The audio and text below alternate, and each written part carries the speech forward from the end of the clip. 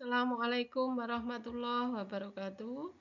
Selamat pagi anak-anakku. Pada kesempatan kali ini kita akan melanjutkan materi tentang reproduksi generatif pada tumbuhan. Semoga kita senantiasa dalam lindungan Allah Subhanahu wa taala, tetap semangat meskipun masih dalam suasana PJJ ya, pembelajaran jarak jauh. Baik, kita akan bahas bahwa yang dimaksud reproduksi generatif adalah reproduksi yang melibatkan sel kelamin jantan dan betina. Nah, cirinya apa kalau suatu tumbuhan melakukan reproduksi generatif? Cirinya adalah dia memiliki bunga, ya, organ bunga. Nah, apa saja bagian-bagiannya? Waktu di SD sudah dijelaskan ya sama gurunya, masih ingat ya? Kita pelajari kembali. Ada mahkota bunga, kepala sari yang menghasilkan sel kelamin jantan, benang sari, kepala putik yang menghasilkan sel kelamin betina, kemudian tangkai putik, bakal biji, tangkai bunga, dasar bunga, dan kelopak. Nah, perkembangan khusus untuk tumbuhan spermatopita atau tumbuhan berbiji. Spermatopita itu tumbuhan berbiji melalui dua peristiwa penting, yaitu penyerbukan dan pembuahan. Penyerbukan adalah sampainya serbuk sari di kepala putik. Nah, kalau pembuahan adalah bertemunya sel sperma dan ovum. Jadi penyerbukan itu berarti serbuk sari telah sampai di kepala putik. Kalau pembuahan bertemunya sel sperma dan ovum.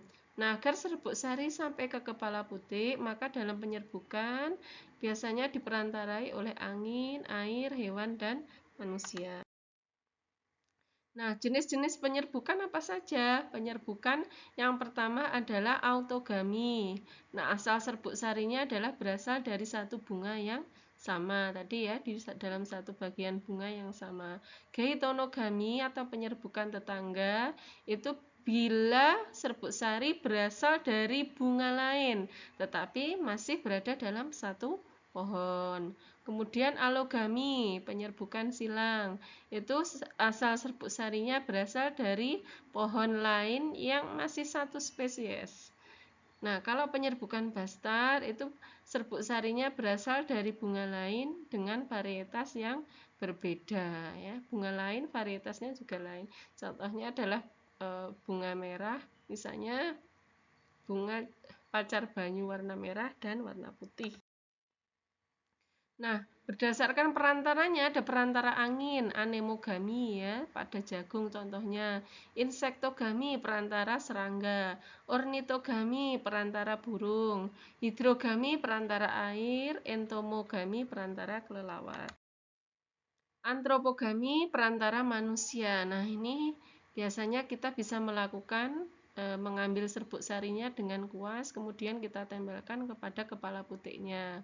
Biasanya pada bunga salak atau buah salak. Jadi salak itu letak sel kelamin jantan dan betinanya berbeda pohon, jadi harus dibantu penyerbukannya. Kemudian malakogami itu pada siput ya, dibantu dengan siput. Pembuahan pada gimnospermae itu disebut dengan pembuahan tunggal.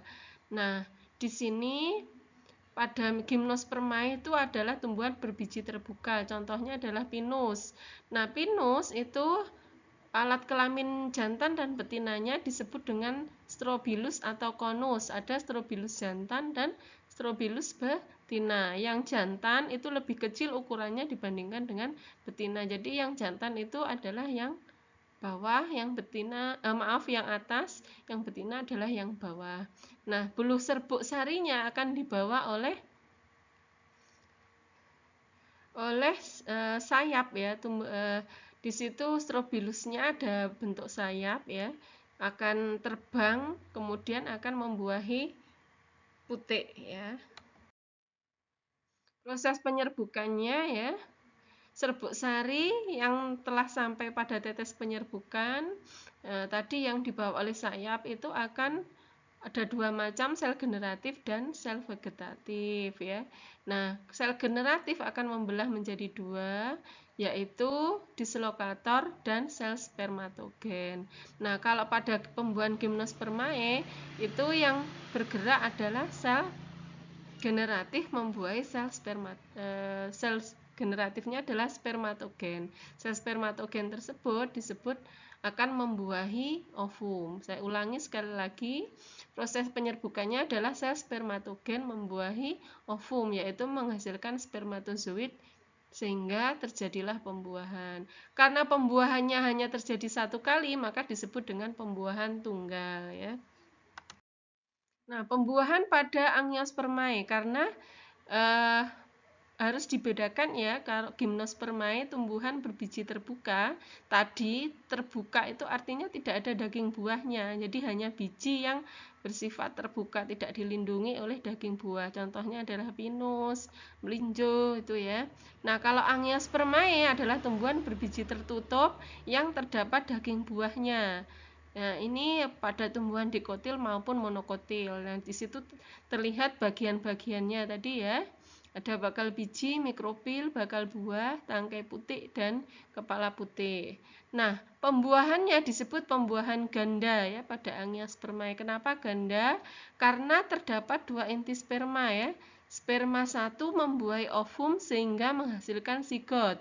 Sperma yang kedua akan membuahi inti kandung lembaga sekunder yang akan menghasilkan endosperm. Nah, endosperm di sini merupakan cadangan makanan bagi biji yang akan memberikan makanan ketika saat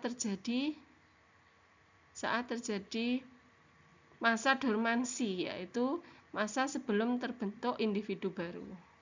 Nah, sekian dari saya reproduksi generatif pada tumbuhan seperti itu ya. Bisa dipahami, kalau belum bisa dipahami silahkan bisa bertanya. Saya akhiri, wassalamualaikum warahmatullahi wabarakatuh.